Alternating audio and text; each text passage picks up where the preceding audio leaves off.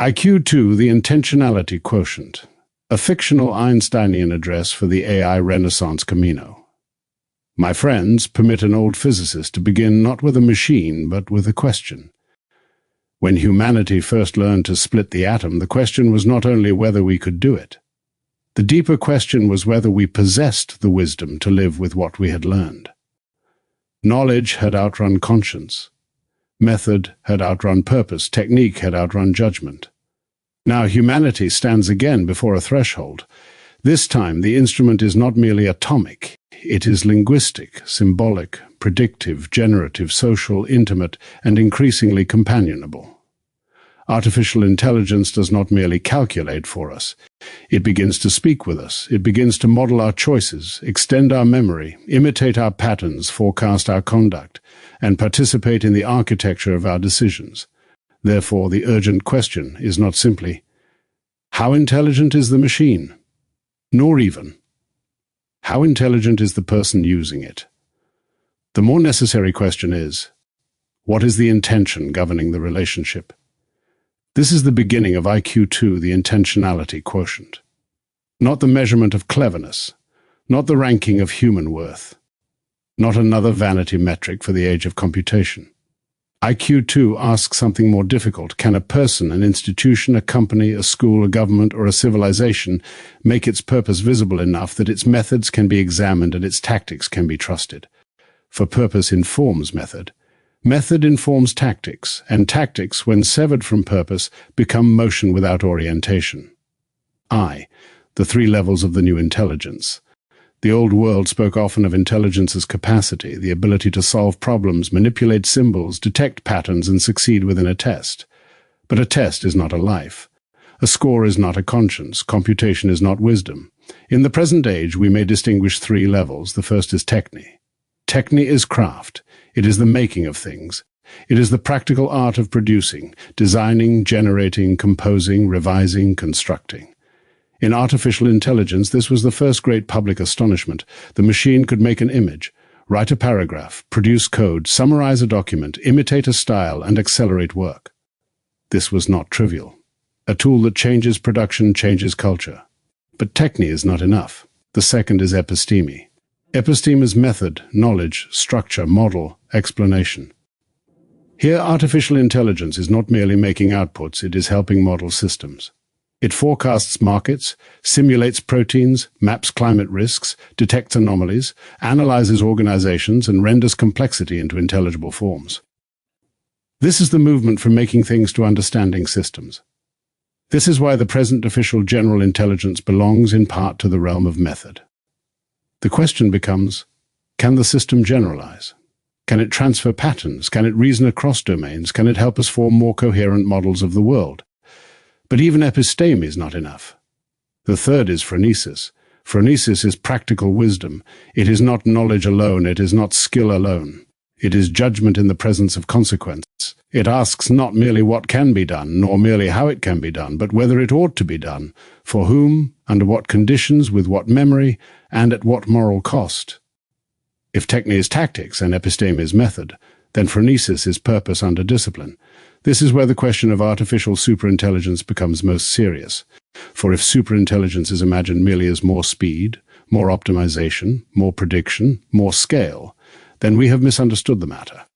A faster intelligence without wiser orientation may only bring catastrophe more efficiently. The true summit is not acceleration. The summit is orientation. Second, why intentionality must be measured. Modern civilization has become expert at measuring outputs. We measure productivity, engagement, conversion, efficiency, impressions, clicks, processing speed, test scores, revenue, and growth. But what do these reveal? Often they reveal motion. They do not necessarily reveal meaning. They do not tell us whether an organization's public language aligns with its actual conduct. They do not tell us whether a leader's rhetoric conceals extraction or expresses service. They do not tell us whether a company's stated values are operative principles or decorative vapor. They do not tell us whether a person using artificial intelligence is becoming more responsible, more precise, or merely more effective at amplifying unexamined desire. This is why an intentionality quotient is needed. IQ² would not ask whether an entity is brilliant. It would ask whether its intention is coherent. It would ask what purpose is declared, what purpose is implied, what purpose is revealed through repetition, what purpose appears in syntax, cadence, emphasis, omission, metaphor, and action.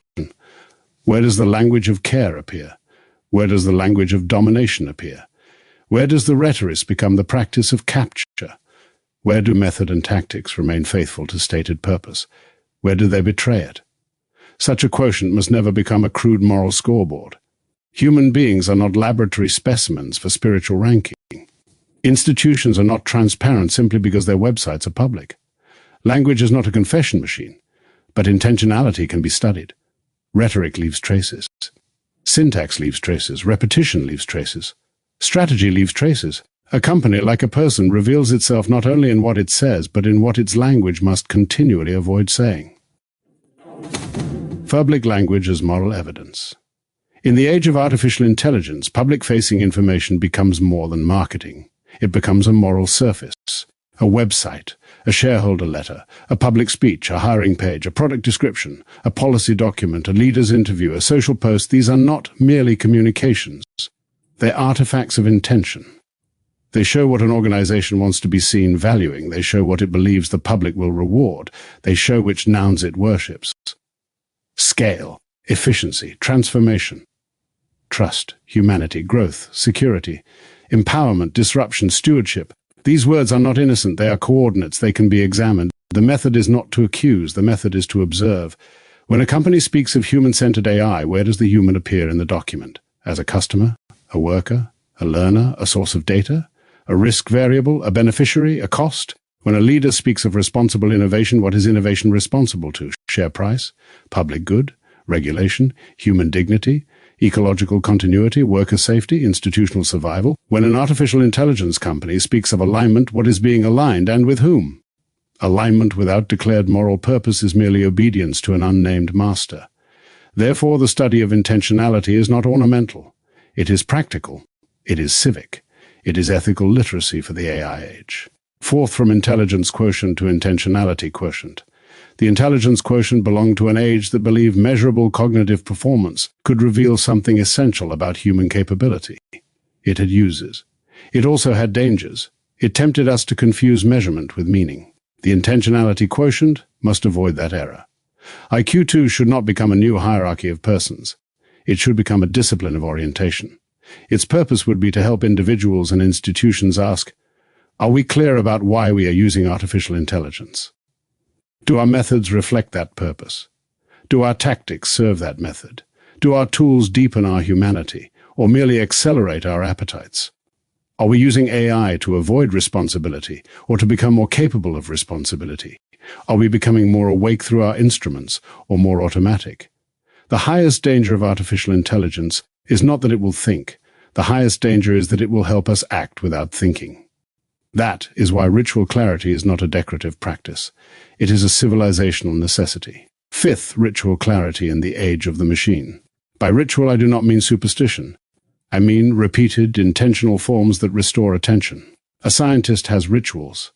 The laboratory notebook, the controlled variable, the peer review, the humility before evidence. A musician has rituals, the tuning, the scale, the rehearsal, the silence before sound.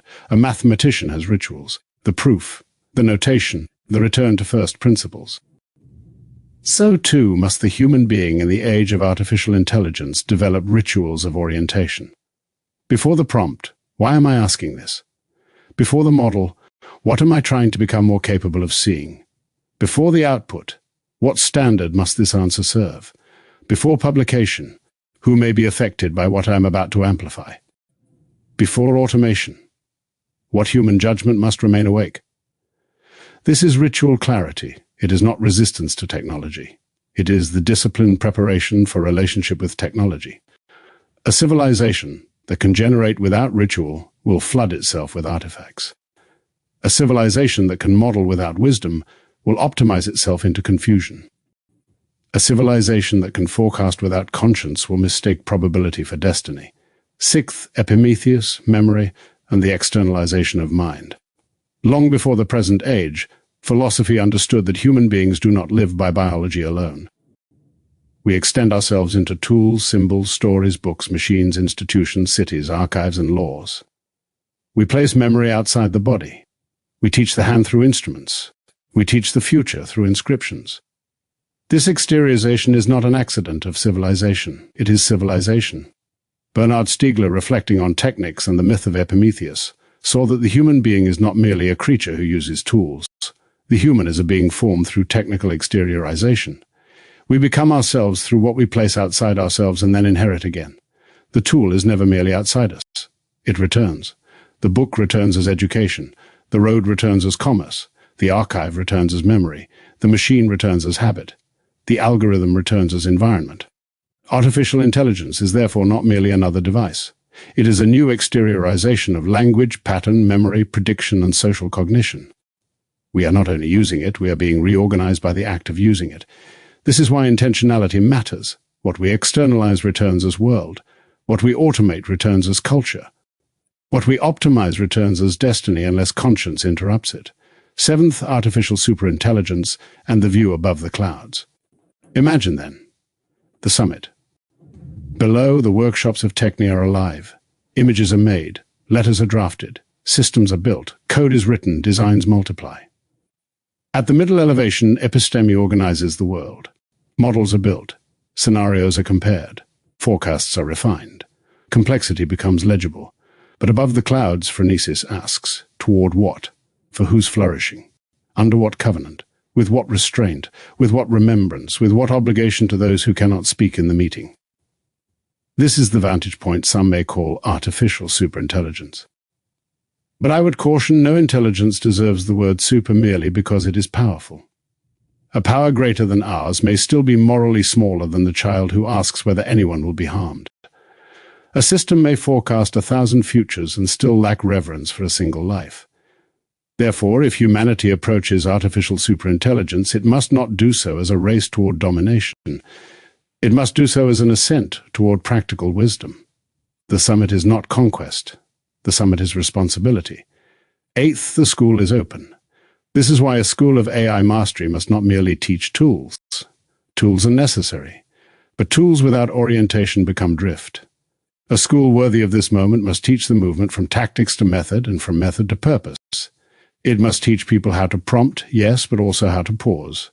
How to generate, yes, but also how to discern.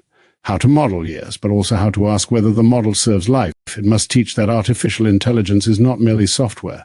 It is a relationship with an exteriorized intelligence that we are helping to shape, and that is helping to shape us. The question is not whether we will walk with artificial intelligence. We already are. The question is whether we will walk unintentionally, as passengers of acceleration, or intentionally, as stewards of a new human threshold. This is the AI Renaissance Camino, a road of learning, a road of practice, a road of fellowship, a road where the human being does not abandon intelligence to the machine, nor reduce the machine to a servant of appetite, but enters a disciplined relationship with the external mind it has summoned. The school is open, not as a factory of experts, not as a temple of machines, not as a market of cleverness.